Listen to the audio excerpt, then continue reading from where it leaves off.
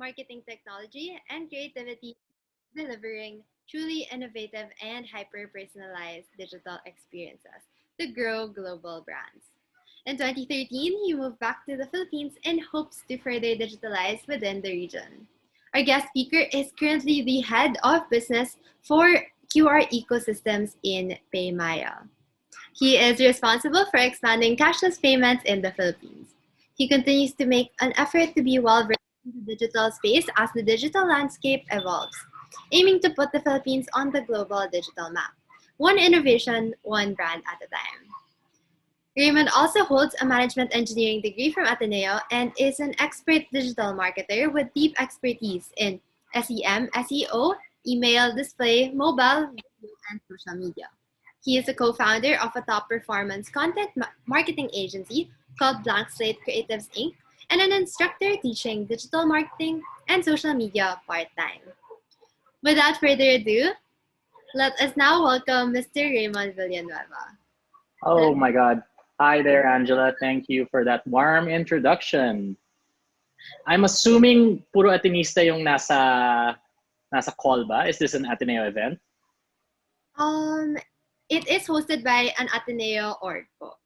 Got it. All right. And most are students or a mix of students and current, I guess, people that work already? Students po. Students. Shit. Napopona ako. Dati, bagets pa ako eh. Okay, so is it my turn already? Just to start it off? Yes, feel free again, everyone, to ask your questions through the QR code flashed on the screen or entering the event code 81809 in slido.com. All right, all right, Angela, I'm gonna take over the screen and start my talk. Is that okay with you? Yes, sir. Feel free to do so. Na-sir pa. Okay, good. Would you like me to address you? No, Raymond is fine. This is okay. That's fine. So welcome everybody. I'm very thankful to be part of this. Very honored that you guys asked us to present. Anyway, just to go over what I'm going to discuss today, it's really a practical view of innovation. I know UX and UI, UX, and all of those things are really part of the digital innovation. So I wanted to do is actually show a little bit of a preview of what's happening underneath these startup companies. So PayMaya is a startup. I'll actually will show what's underneath, how we got here and all of those things. So it's a little bit of a history lesson. So I like telling stories and on the history point of view. So hopefully you guys like it. It is somewhat long. So hopefully I'll take breaks in between and possibly just try to make sure that everyone is still engaged. Anyway, what I'm gonna do is the untold story so far. So PayMaya is around 5 years old. And I just wanted to show you guys how we got here. So anyway, 3 things on the agenda. So who we are, so a little bit of PayMaya, just to give you guys an idea what type of organization we are. And then really the meat of it is the 3 practical tips on innovation or building digital products. And then the process of improvement, which is really targeted towards the UX, UI crowd. Showing you guys naman a little bit of a change in flavor. I know UX, UI is a hot topic. So I wanted to show you how it folds in to the other sides of the business, the product teams, and all of those guys. So hopefully this gets you inspired in jumping in, creating a startup. That's my real objective here, just to show you that it is possible, but at the same time, get you interested in more digital focused approaches. So anyway, so I've been working for 15 years. So don't ask na lang my age. I try to pretend that I am also still a millennial kahit kayo Gen Zers na. Pasang-awa ako sa millennial eh. Ako yung last batch na yun eh. But I've been doing marketing, e-commerce, digital for the past 15 years. I also ran product. That's why I am very close to UX, UI designers. I ran product in Yahoo and The Gap. I ran an e-commerce, digital marketing, and I also did product for Gap. So Gap is the Old Navy, Banana Rep, and all of those guys. In my part-time, I am a motorcycle enthusiast. I try to tour the Philippines in two wheels. So that's my new dream job. Hopefully once this whole, startup scene, I'm able to just tour around in my motorcycle all over the Philippines. And I am an Atenean, and I took my MBA in the San Francisco, and I spent 10 years in San Francisco, and I did around 5, 6 years here naman in the Philippines. Anyway, so an introduction on PayMaya. PayMaya is a tech company. To be honest with you guys, I'm sure you've heard of us already. Most younger folks have. But we are a little bit different than our competitors. We always get compared to Gcash. And I know that for a fact. But we're a little bit wider than what Gcash offers. We are an end-to-end digital payments ecosystem enabler. I'll discuss what that means in the next couple of slides. We are backed. So just to give you guys an idea what this means for the startup space, we have active investors. PLDT is one of our investors. KKR is a global investment firm. Think of them as companies that invest in startups to grow them from, I guess, Series A or Series B to kind of like where they are now. Who are their notable investments? They invested in WeChat in China. They invested in Gojek as well. So that's where we get some of our teachings. Actually, we have a board meeting tomorrow, so as well. So Tencent, which is the makers of WeChat and WeChat Pay, also invested in us. And World Bank, which is IFC, their investment arm, also invested in us as well. So these are our 4 big investors. Anyway, so our vision, we're a Filipino company. We want to make sure that that's identified. Everything that you see here was built by Filipinos for Filipinos, and our founder is also Filipino, which is rare. Bulk of the founders that you see in startups, it's always some international guy that put up a company here. But we're very proud that we are the biggest investment in the Philippine landscape. At Pinoy po ang founder namin.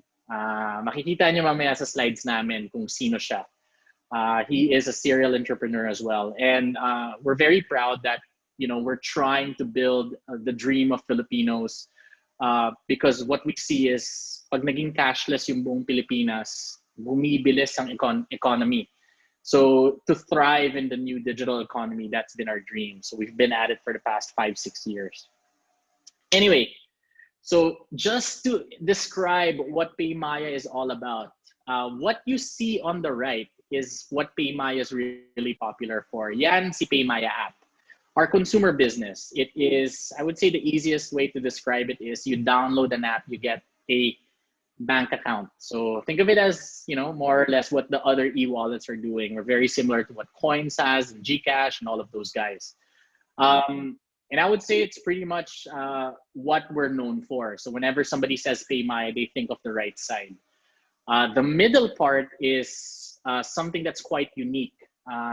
PayMaya is the only one that actually runs our own remittance network, or our PayMaya branches, or what we call it, kind of like bank branches namin. So if consumer is the creation of accounts, yung bank branches namin is Smart Padala naman. We have around 30 to 40,000 Smart Padala agents nationwide, and that's in around 92 to 98% of barangays in the Philippines.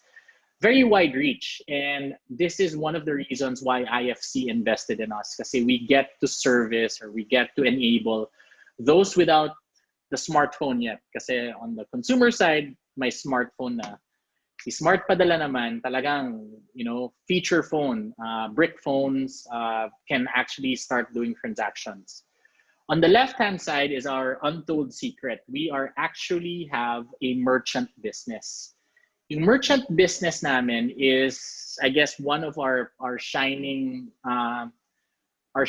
products out there. It is, we process payments. So it is not just PayMaya payments that we process. It's Visa payments, MasterCard payments, other e-wallets, even our competitors' e-wallets, we actually process their payments as well. So if you guys are into Starbucks or McDonald's or Jollibee and all of that, yung mga terminal na nakikita nyo sa Starbucks, those are actually PayMaya terminals. So that's one of the things that we're doing. So we power their merchant business.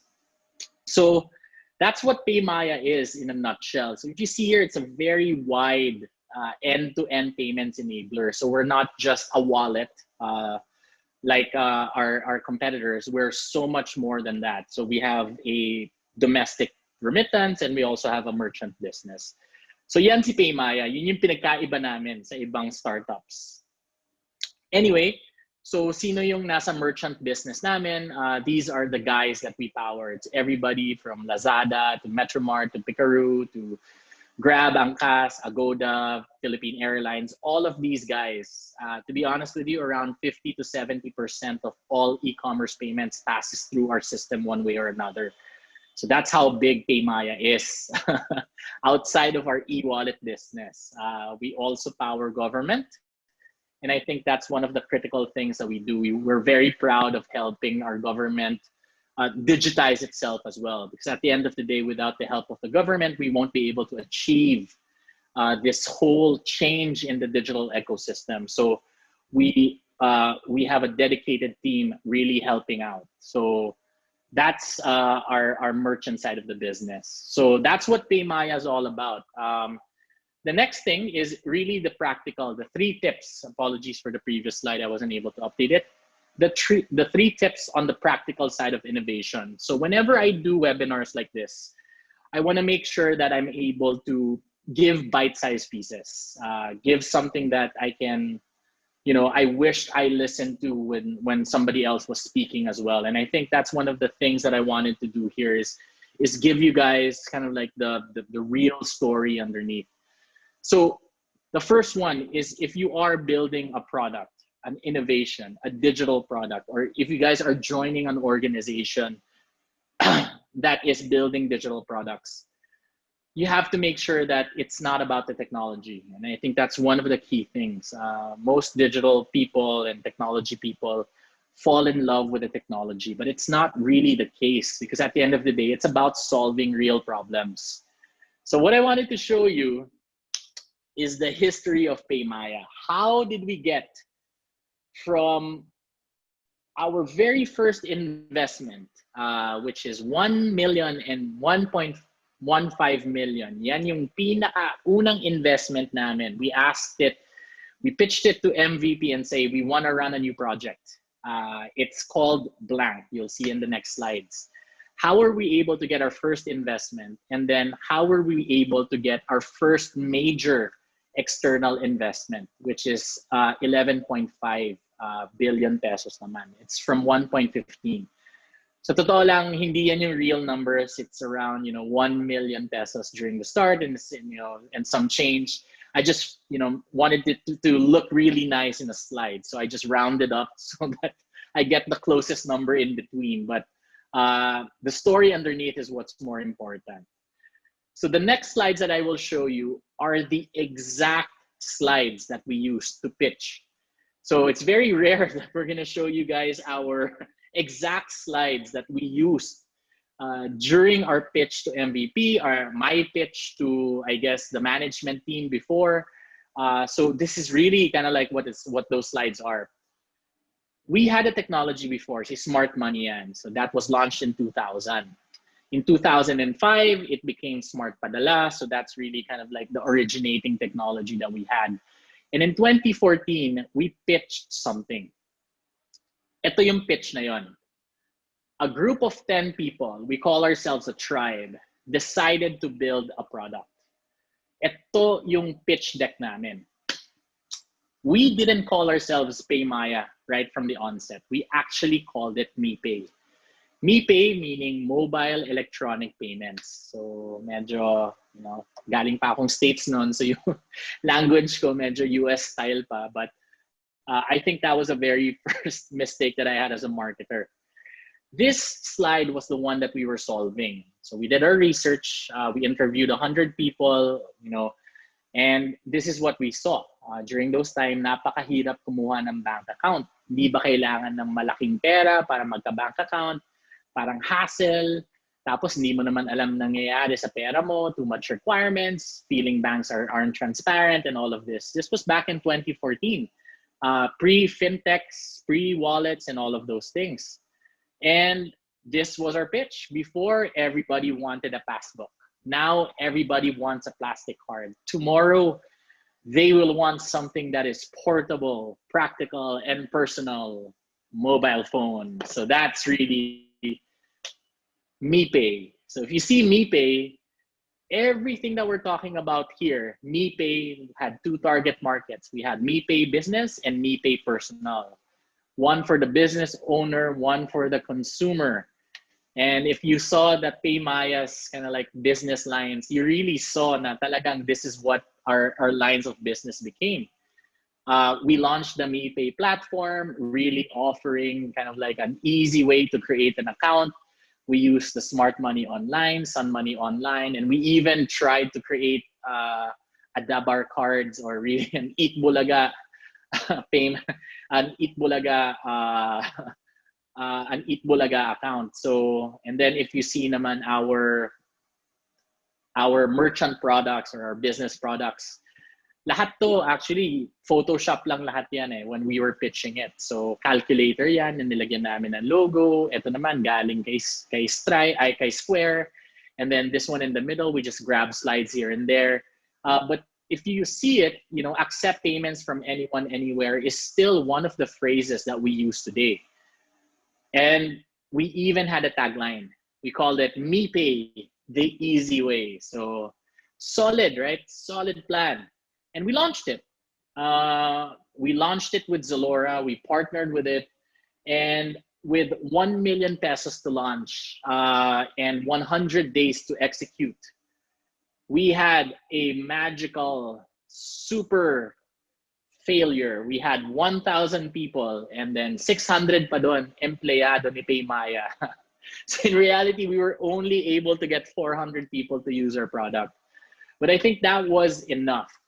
When we interviewed why, first one, it was a little bit ahead of its time. The second one was we built a product that was a little bit too early without building the ecosystem. So I'll talk about that and how we changed it after. But in reality, it just wasn't the right fit.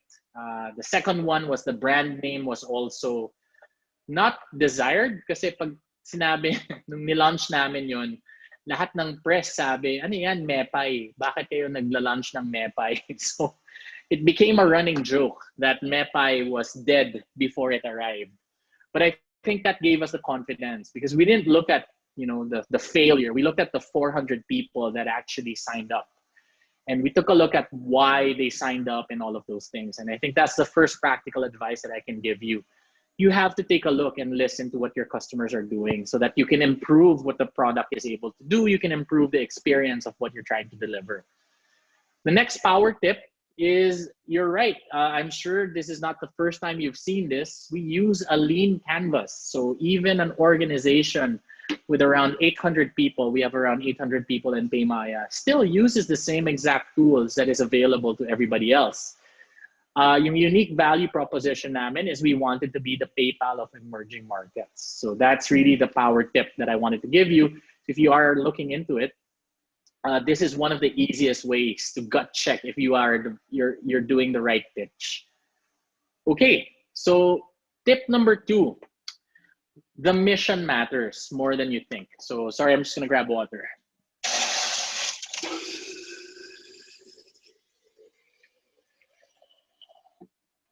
Yeah, the mission matters more than you think. And I think that's one of the key things in innovation. Every startup, totoo yung sinasabi nila, has to have this innate value proposition that you're trying to save the world. And I think there is a reason why that matters, because it keeps everyone going and inspired to go back to the office, because there's going to be a lot of challenges and there's going to be a lot of failures like MePay. But with the mission, you kind of see that you attract a very similar kind of person. So most of the people in PayMaya, if not all, the mission matters more than the work that we do. And I think that's one of the reasons why I moved back from, I guess, the US, which I had a very cushy job. And I moved back because there was a chance for us to change the Philippine economy, to change really what's happening there. So we adjusted after 100 days. We adjusted, and that's when PayMaya was created. So the inspiration is still the 77% of all Filipinos that are unbanked, and then the 33% without an actual bank branch. These are barangays. So we kept that. We have this number 7733 ingrained in, I guess, the original team, because we wanted to make sure that we're able to address their concerns. Yung verbatim na nakita nyo before is still the exact things, still the exact concerns. And we launched PayMaya as a brand. What you see here, and we had another name study na para hindi naman kami mamepay ulit, is really this drawing right here was done at the back of the placemat of a pancake house. Placemat. Alam niyo sa pancake house, di ba? May placemat yon, tapos may crayons minsan. And then our designer, Elora, she is actually an Atenean also. She studied, I think, multimedia arts, I think in Ateneo, and she was the lead designer. She drew this, and sabi niya, ano yan? Actually, Maya bird yan. So if you look at the logo of PayMaya, it's actually a Maya bird. It's the wings of a Maya bird. So that's really the logo. Green means money, blue means security. So it's secure money. And then why Maya bird? Because the Maya bird is one of the few things that is found in every single island in the Philippines. So that's the story behind the word PayMaya, and that's the story behind our logo.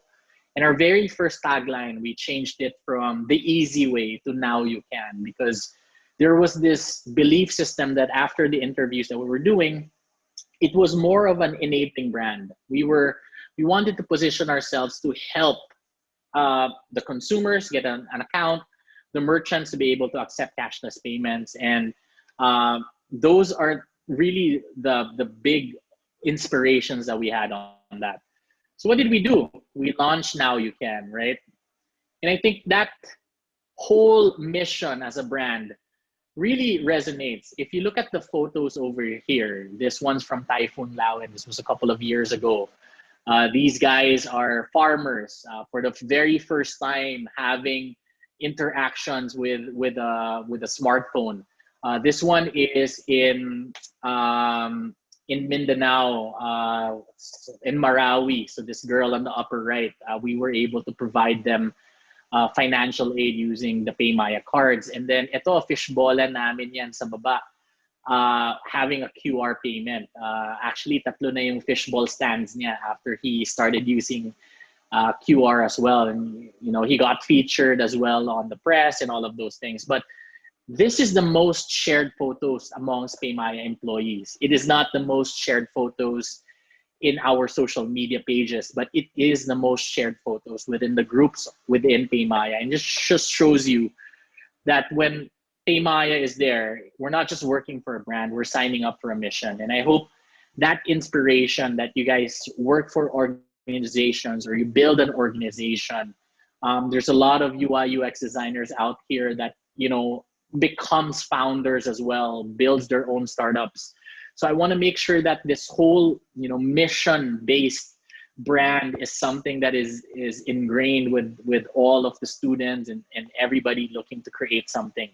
And also, when you jump into an organization, I hope you also check what their mission is all about, because at the end of the day, this is what matters, right? Sayang yung skills mo if it's all about the money. It's not about that. It's about creating a better future for the Filipino people. At least that's what our initial mission would be. Okay. So number 3, what is the tip number 3? PayMaya forced an innovation culture within the organization. So we are in the business of enabling disruptions, but we had to disrupt ourselves first. And I think that's one of the key messages here.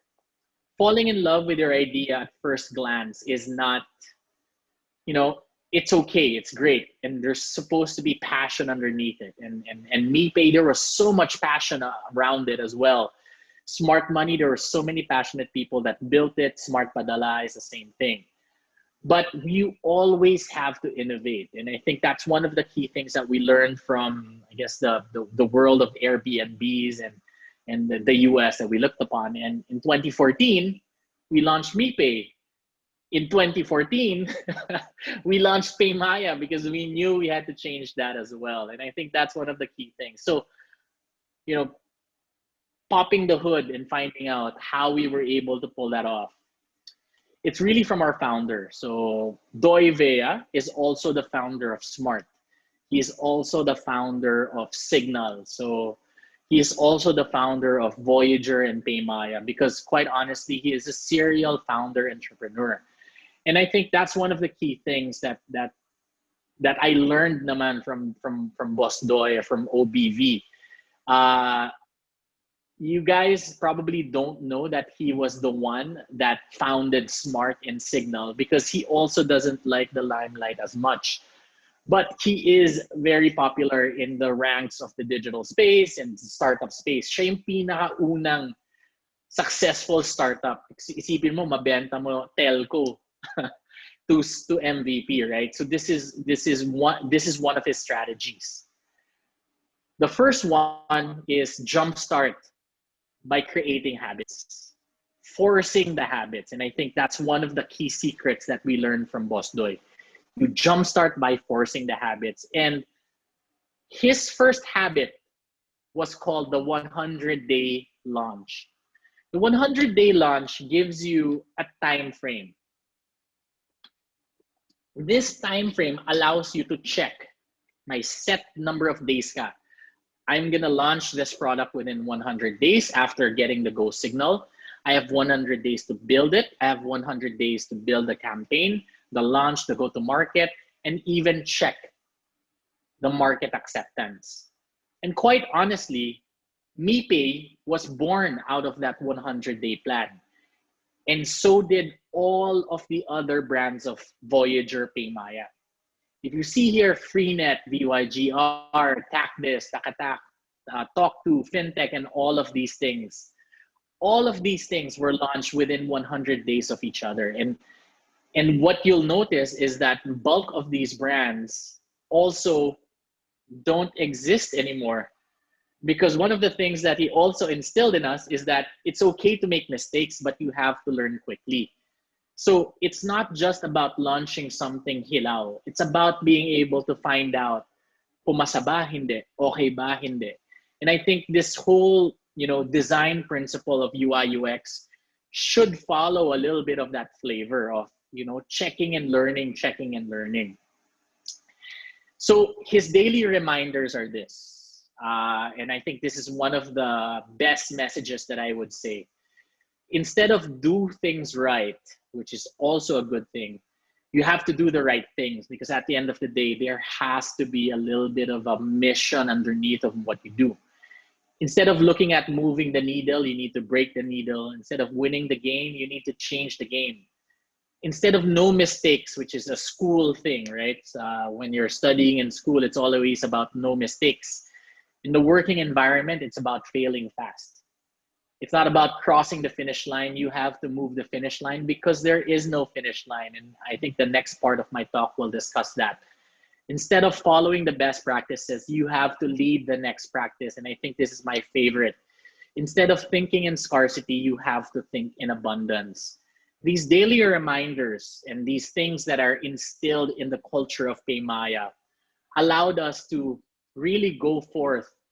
And quite honestly, we didn't skip a beat once COVID hit, because our culture was embedded on these things that I'm showing you guys today.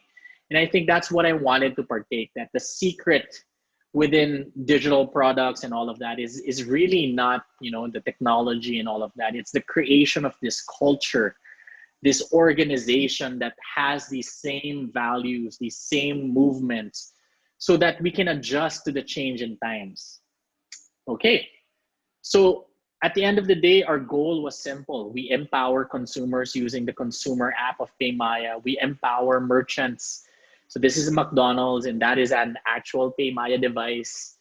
We enable merchants as well using the PayMaya merchant products, and the Sari Sari store as bank branches as well via Smart Padala. So that whole thing is the 3 practical tips on innovation. I'll go into even more details of how we're able to do it, the process of improvement.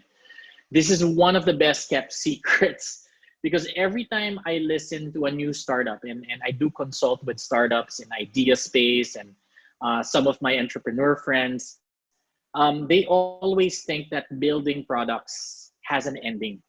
And I think that's one of the quickest dangers out there. I want to build an e-commerce shop. I want to launch it in July, and then you never improve on the e-commerce shop after. And it's the same exact pitfall because at the end of the day, products are living things, or digital products are living things. They always have to improve. So product is continuous, but follows a process of improvement.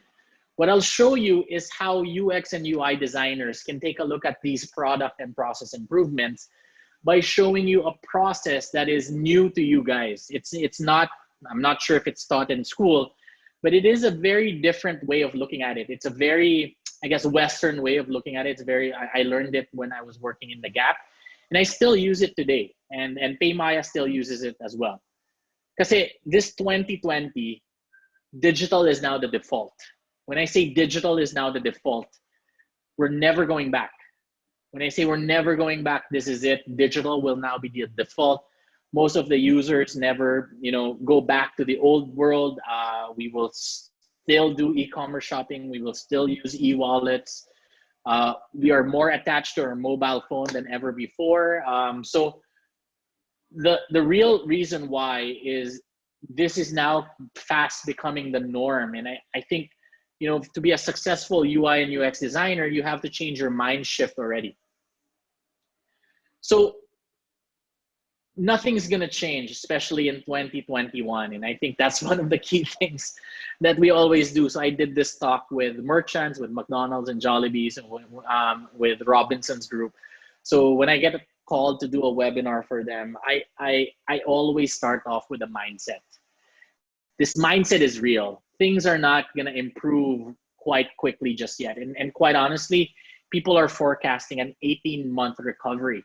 The vaccines are coming, and we're very happy about that, but it's going to take a while before everybody in the Philippines is vaccinated. So that means that the norm of digital is still going to continue until next year, which is an opportunity. During the ECQ, PayMaya flourished, and so did other fintechs. So did e-commerce companies. And it is unfortunate that, not all the segments in our economies flourished, but there are some that are bright spots, and PayMaya is one of them. We did cash disbursements because, we disbursed money to PayMaya wallets using the phone, and then they can withdraw in a Smart Padala. We did digital payment solutions for 40 schools so that the enrollment can continue. We did cashless options for drivers nationwide. We did, payment solutions for the 50 government partners. And we also launched the PayMaya Negosyo app for MSMEs. So these are the headlines. So what I want to show you is parang, yes, puro headline yan. Pero ano talaga yung ginagawa nyo sa ilalim? Ano ba talaga? Paano nyo ginagawa yan? So I'm going to go for an example right here. The PayMaya consumer app. So it's a little bit easier. So for those that are PayMaya users before, hindi ito yung app namin. Our app looked very different. And in the next couple of slides, you'll see it. There was one thing that we asked, that we targeted. Mababa kasi yung ratings namin sa Google Play and iOS. Back in August, medyo mababa pa siya. I think it was like at 3 point something, and it was like a 3 stars or something like that. Now we are at 4.7 and 4.4. And I wanted to show you kung ano yung mga ginawa ng UI UX designers namin and our product folks. So product folks enables the features, UI UX designers enables kind of like what it will look like or what the customers will feel. So for what we decided to do was we divided it in four things. So this is now the details of how the process, or how a UI UX designer or a product person or a digital product person really works. Every single one of the features, account management, has its own set of goals. It has its own set of, I guess, things that it wanted to accomplish. We wanted to change the account limits. We wanted to show the account limits to our customers. We wanted to have an inbox so that people can talk to our help desk using the app. We added an in-app mobile number update so that you can change the number without even calling our hotline. We had an email verification for account recovery. All of these things were launched within the span of COVID. And all of this improved our score. But not just that, we also had better account security and also consumer protection for our Know Your Customer. We improved our face detection. We improved the security. So 3DS is a security feature for PayMaya cards. We enabled multi-factor authentication. We had device fingerprinting and registration. All of these things. And also, we had more convenient ad money partners, better payments, UX, user experience, and more usage options. And we also had a lot of promos. We had bills pay categories, shop purchase history, async. So all of these things, nakakalula, di ba? So I wanted to tell you that there is an actual easier way to find out what you need to improve on. And that is the secret that I wanted to show you. The process of conversion rate optimization is the guiding force in terms of what features we should improve on next. So these exact slides happened in 2015. And I wanted to show you an initial view of how we do conversion rate optimization. CRO is a function of user experience optimization. So I'll show you the whole, process of what that is. First off, what is the CRO model? The CRO model is a product function. It is a function wherein it enables the step-by-step tracking, collection of data, and finding out what to improve. It should live within the product team, but not with the product manager, to make sure it's an unbiased approach. And there are three people in the pod structure. One of them is a program person, a product manager, a data analyst, and a project manager with one simple goal. Not about revenue, not about anything else. It's improve the conversion step by step. So what is the PayMaya CRO funnel? The CRO funnel looks like this. The roadmap, I'll skip this. We needed to find out what the steps are, the screen per screen battle. If you see here, this was back in 2015. All of the screens, all of the steps that the customer is facing, we recorded it one by one. What is the next step? What is the next step? What is the next step? What is the next step? What's funny is that I marked in green the data that was available to us back in 2015, because we didn't even track the other data sets before. This was how new PayMaya was in doing these things. But every single step here, 64 steps before somebody downloads PayMaya and becomes a very good PayMaya customer. That is every single step that we took a look. And we showed the screen. It's a screen per screen battle. And I think this is one of the best kept secrets for UI UX designers, because this is the exact process that some organizations and most organizations use. It is a screen per screen battle, but it's a screen per screen battle by checking the data and the drop-offs. So this whole process of the screen by screen allowed us to find out where our biggest drop-offs are. This is obviously dummy data because I didn't want to show how great our initial run was. But if there were 2 million that downloaded the app, 1.7 actually registered, and you go down the line, you're going to find out where the biggest drop offs are. And then that's what you tackle first. You tackle that registration process or that registration screen. You tackle why people aren't able to add money to their accounts. You tackle why the KYC upgrade was so difficult. And I think that's a process driven way of constantly improving your product. And I think for UI UX designers, that's one of the secrets that we did.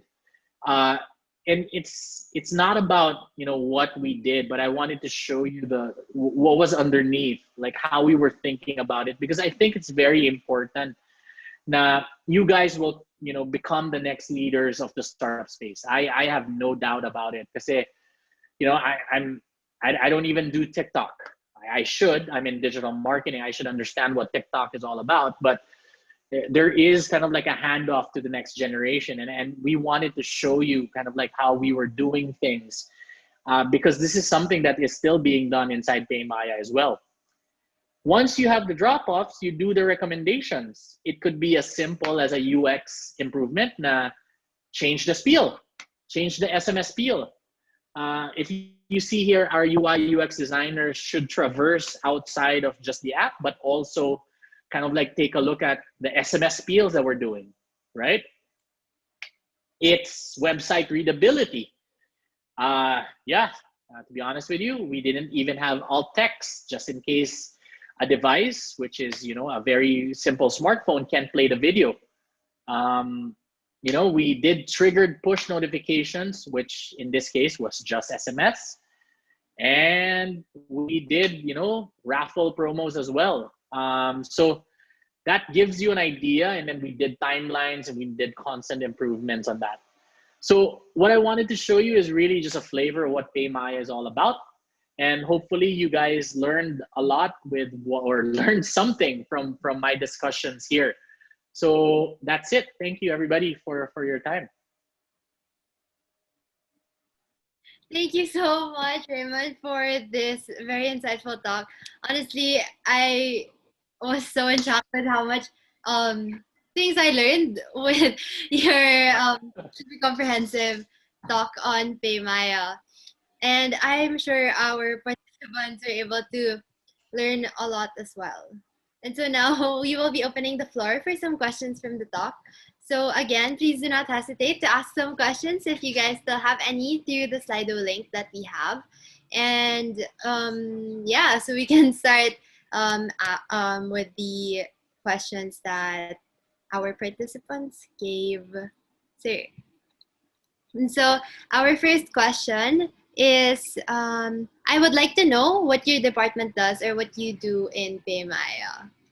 I guess just Got it. So yeah, I used to head the wallet business. So I used to be the consumer head. Last year, I was the head of all marketing and growth. And then this year naman, my task is to do growth naman, or do the exact same thing for the merchant side of the business. So I would say my role within the organization, as part of the executive committee here, is I am the growth hacker. So more of like the digital, and like I'm in between, because I know how to do product and I know how to do marketing. So I'm kind of like in this in between world of being able to grow a brand using digital tactics. So I would say that.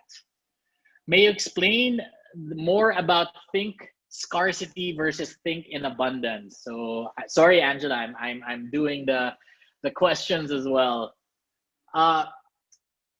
Every time you work for an organization, you will always hear wala tayong budget para dyan. I'm sure as a as an organization like you guys, as also parang sabihin, ay wala tayong budget dyan. So what this means of think scarcity versus think in abundance is just a mindset thing. So instead of thinking na wala tayong budget, you think about, oh, we have 700 employees that has enough connections to be able to create this growth tactic. Instead of thinking na, shoot, we don't have enough resources to build this product, we think of, oh, you know what? I think we should tweak the product so it can address this. So that's what it means, think in abundance. You will feel it more once you're in an organization because there's so many resource constraints. When I say resource constraints, it's either there's not enough budget for marketing, there's not enough budget for funds, there's not enough budget for, or there's just not enough people to do it. It just allows us to go past beyond na parang we can't do it kasi wala kaming pera or wala kaming resources. So that's what think in abundance means. Okay. Go ahead, Angela. You can, Thank you so much for that, sir. Our next question is, what are the essential things that you do to stand out from your competitors? To stand out versus our competitors. So every single one of our competitors, including ourselves, are following our own roadmaps. So to be honest with you, if you only look at your competitors, you're missing the whole boat.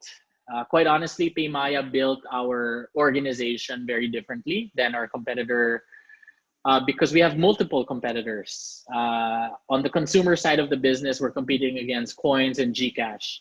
In the merchant business, we're competing against PayPal, Stripe, Adyen, BDO, and all of those guys. In the remittance business, we're competing against Western Union, although we're partners with them as well. Western Union, you know, Cebuana Luelier, and Palawan Pawn Shop. So if you see there, we always need to take a look what the other guys are doing. That's very important. Let me just make sure that you guys know that. It's very important to look at what your competitors are doing. But if all you're doing is following your competitors, you are already 3 steps behind the game. So hopefully that makes sense as an answer. Thank you so much for that. Our next question is, how different is your job in PayMaya now from your jobs in big companies in America? Oh, very different. Great question, by the way. That's something I've never been asked before. In the US, it's very structured. When I say it's very structured, you're like a piece in the cog. I was not an active participant in driving the roadmaps yet. To be honest with you, I was young in my career. I didn't have enough skills yet. And I was learning. My job back then was to absorb so much learning. And I encourage you guys to spend your 20 to 25 or that age na wala kang ginawa kundi matuto, mag-sponge, because it's critical. So my job back then was to learn. But at the same time, you know, being an Atenean and, you know, I had enough skills and, you know, I had a very analytical brain. Medyo nerd ng mga ME. Sorry. Accepted naman namin yun. So, you know, it was a whole lot of, you know, digital marketing. So I was a digital marketer before. Right now, I'm more of a business owner. I manage the profit and loss. I manage a team. I make sure everybody's inspired. I make sure projects get hit. But at the same time, I help set the roadmap of PayMaya. What are we going to do next year? What projects do we pursue versus not pursue?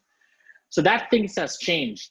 The biggest adjustment is the responsibility of your decisions. Before, your decisions is all about your project. Now the decisions is the future of the organization, right? If one misstep, and I've done some missteps, if I do a misstep, I have to catch it quickly and learn from it really quickly. But right now, every misstep that I do really impacts the bottom line. So I think that's the biggest change in my role. It's the responsibility. So I'm more careful now with my decisions. Thank you so much for that. Our next question is, what are the things you wish you knew before you were starting out? Oh, I wish that there were digital classes back in Ateneo, back in our school. This talk right here, the reason why I changed the talk into this format is because I would have loved to have seen a lecture like this back in school, right? I would have loved to see how the companies are really doing it because it prepares you for entering kind of like a digital space or for creating your own startup or for, you know, doing that, because we had to learn everything on the fly, right? We had to learn everything on the job. And I wish the schools would start considering these subjects as part of the curriculum, especially in college. Not sure if they actually teach this type of things. Do they? Okay, good. As I can't speak for the other courses, but then in our curriculum as ME, no, there's not like a single course about. Oh my God, Angela, I'm so sorry. I didn't realize you're ME also. I didn't mean to call you. Right. Yeah, but I do agree. I think it's very relevant, and in the digital world that we're in today, it's something that we all need to learn. Yeah, I think it's that global approach. What the biggest learning that I had in the US was when I took my MBA. The biggest learning that I had was a lot of the learnings is all about the frameworks. It's not about the lessons, right? It's about understanding how things work, and those are the things that you carry over in your work. These frameworks, and then because all the skills can be taught. Alam mo yun? But I think it's the framework. It's how you think that's really important. Okay. Thank you so much for that. Our next question is, how do you set the mindset that there's no such thing as a finish line when it comes to a product? So there are actual finish lines. Yeah. So the finish lines is every 2 weeks a sprint ends. So a sprint is when I guess the product team and the developers agree on the things or the stories or the things that they will develop. Then they go on a sprint. A sprint is something na talagang wala na kayong idadagdag dyan, ha? Ito na yon. Bawal, no erase, no, wala na, ito na yon. And I think that's what it means. Every 2 weeks, there's a finish line. There's a sprint, there's a sprint, there's a sprint. And I think that's the mindset that you need to have. You have to be constantly improving. And, you know, having this agile, I'm pretty sure agile is being taught already in schools, right? So agile development and all of that's really the mindset that you need to have, that there's always a moving target, right? It doesn't end. For me, there's no such thing as a finished product, right? Facebook changes your UI every 6 months. So it's the exact same principle underneath as well. Thank you so much for that. Our next question is, what things should we prepare if we want to pitch an idea as a startup? And where or who should you pitch it to get potential investors? Okay, got it. So the easiest way I can think of is you start off with a lean canvas. That's the easiest way. By doing a lean canvas, kasi you don't build a 60-page business plan. The 60-page business plans don't exist until you get your first investor. If you're just, starting out the idea, that's what you should create. And PayMaya, weirdly enough, was created from a lean canvas as well. So it's true. Once you do the lean canvas, you're going to start to test out that idea. The next thing that you should build is the pitch deck. You saw the MePay pitch deck, right? Those are just 30 slides. I picked up 5 of them. It shows you what the problem is, how we're going to solve it, and all of those things. I would say Idea Space is a very good place to pitch your idea. They do help you. I do mentor in Idea Space as well, and so does my other colleagues.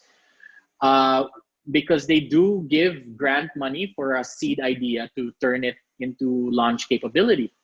So yung 1 million na sinasabi ko kanina, that's it, right? It was pretty much the initial ask that we asked for. Sometimes you're given 500,000 to launch an idea. Sometimes you're given 100,000 to launch the idea. The objective that you need to do is to get 10 users, 100 users.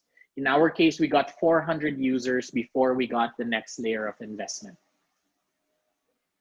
Thank you so much for that. Our next question is, you were saying learn as much as and as early as you can. Do you think it's better to take an MBA or take on jobs right after college? Okay, so the MBA was a personal thing for me. I knew that when I graduated ME students usually gets recruited for investment banks, FMCG, You know this, Angela, right? There's offers even before you leave the campus or you graduate. There's already outstanding offers out there.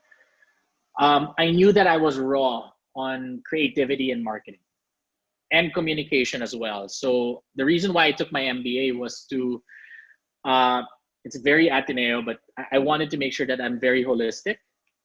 So the reason I'm able to speak to you guys right now in this type of fluidity was I had to practice for it. It didn't come as natural to me. The slides that I'm able to create, the storytelling that I'm able to create, all of these are self-taught. ME taught me how to run numbers, do analytics, do optimization, and I think that's one of the things. I'm saying MBA is an easy way to build the leadership qualities. But also when I moved to the US, kasi, nobody knew what Ateneo was all about. I couldn't find a job. So I needed a school from the US to put in my resume before I was able to land my first American job. So it's a little bit of a personal reason why. Is an MBA needed? It doesn't hurt. Definitely doesn't hurt. But I would say your first job, landing in the right industry, is probably the most critical thing. I was lucky to have landed in the digital space early. So I would say that's my best advice. Choose an industry that you really want to be in. Thank you so much for that, sir. Um, I think some of the questions were repetitive, so I think this one may be our last one, but then it's a little similar to our to one of the questions that you answered already. What is PayMaya's edge over Gcash? Just maybe Yeah, more. sure. No, that's a great question, right? So I would say we're building the ecosystem very differently than Gcash. When Gcash builds their product, it's very just one focus, right? It's their e-wallet. When PayMaya is building our business, our startup, it's based on an ecosystem that we're trying to build. Uh, so, for example, Starbucks and Agoda and all of that, they don't use Gcash as their payments product. They don't power the products underneath it. So if you go to a Starbucks right now, you see a PayMaya product out there. The second one is we also have Smart Padala as well. The trick now, at least for us, the mission for us now is to be able to leverage all of our assets and make it sing together, which is what we're doing. It's taking a while, obviously.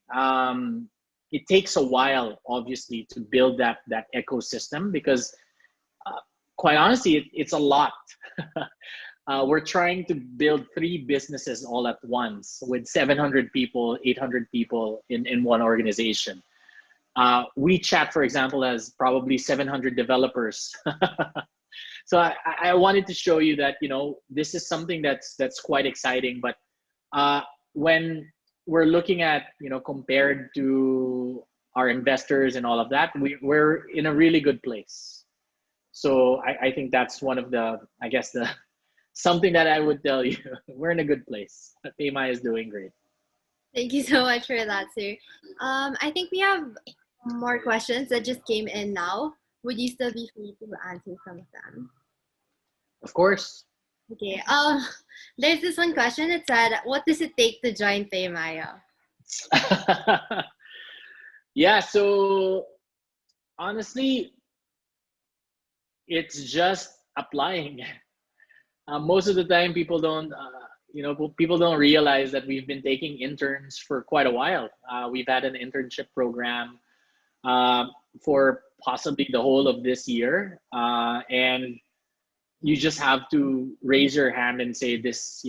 I do want to join, and that's it. Uh, Go ahead.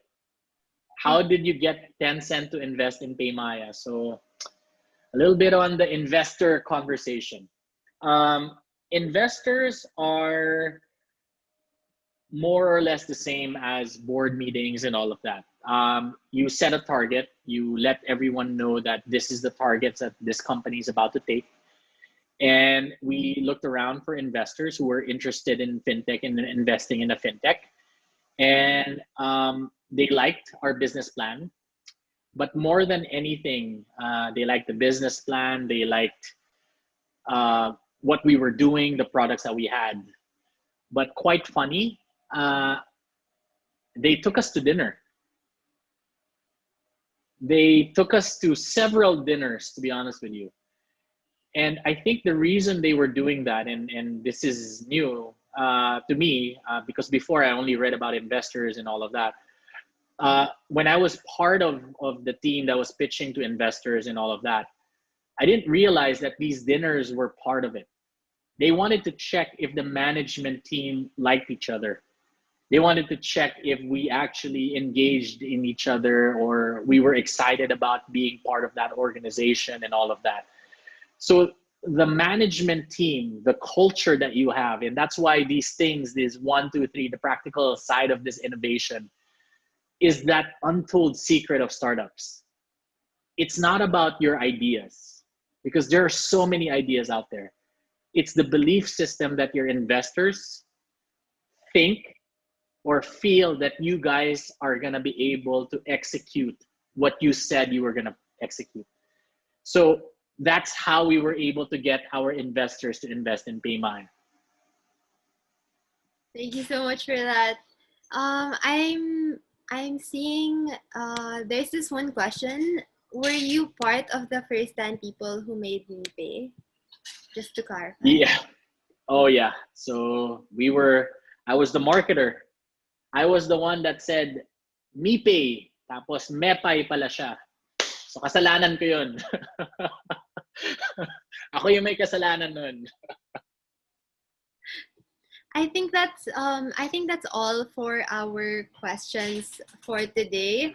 So if anyone has any more questions that I saw one here. You were saying learn as much as you can as early as you can. Do you think it's a better choice than to take an MBA or take a job right after college? I know I answered that, but I didn't answer it as quickly. I couldn't get in my MBA program without work experience.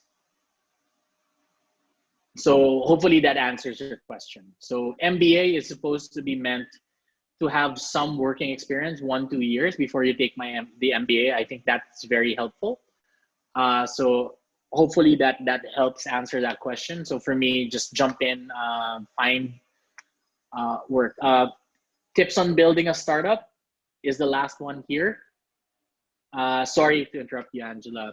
I know I'm very talkative. Yeah, so building a startup is making sure that you like your co-founders. Don't ever jump into a startup. The next one is be ready to feel failure. Startups are not as rosy and as comfortable as people think. The stories of startup in Netflix, some of them are true, but in the Philippines, it's a lot more painful. I think no, sir, don't worry. It is really lovely to hear all of your insights about each and every question that we had here today. And so I think that concludes the question and answer portion of today's talk. And so we hope all of you learned a lot from Mr. Villanueva's talk. And so with Okay. this, UX Society would like to award a certificate of appreciation. Oh, wow. Thank you.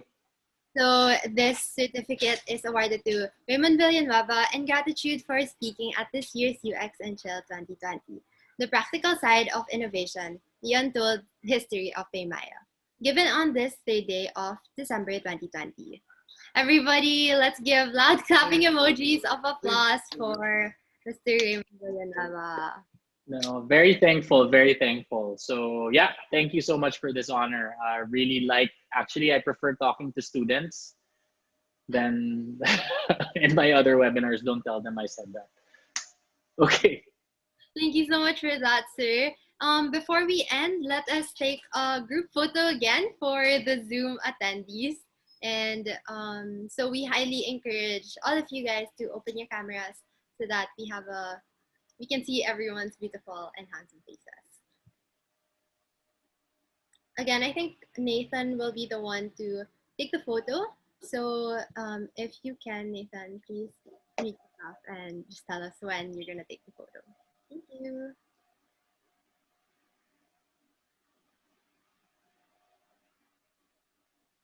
So here we have two screens, and so two slides, and so everyone just keep smiling if you can. Let's just wait for a few more moments so that everyone has to open their cameras.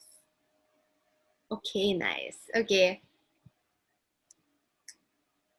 Okay. I will take the photo instead.